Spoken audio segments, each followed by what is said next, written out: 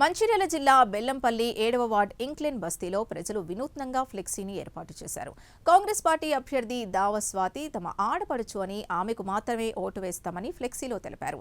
దావస్వాతి దంపతులు తమ సొంత నిధులతో మంచినీటి బోరు వేయించి తాగునీటి సమస్యను పరిష్కరించారని చెప్పారు. అందుకే తమ ఓట్లను స్వాతికే వేస్తామని వారు తెలిపారు.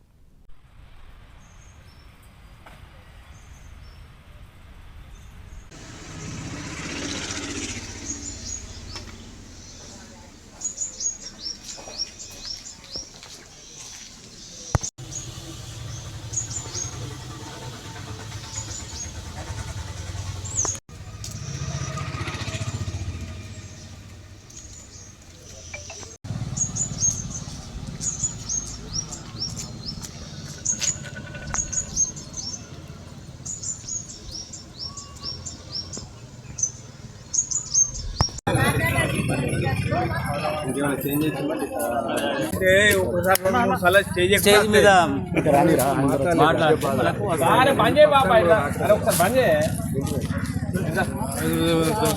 బాబు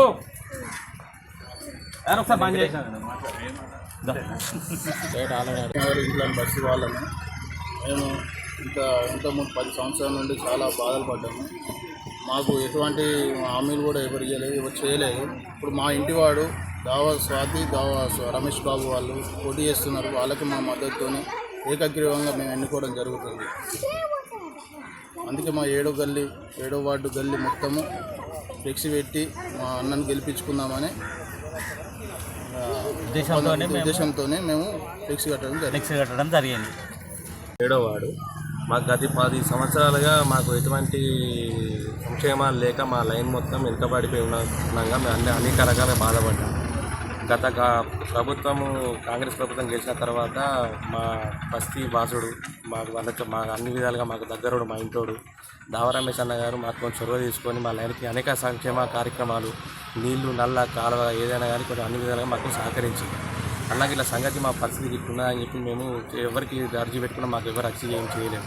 అందుకే మాకు ఈసారి గవర్నమెంట్ వల్ల ఆయనకు రిజర్వేషన్ వచ్చి ఆయనకు సీట్ వచ్చి వల్ల అలా భార్య గారిని నిలబెట్టడం జరిగింది.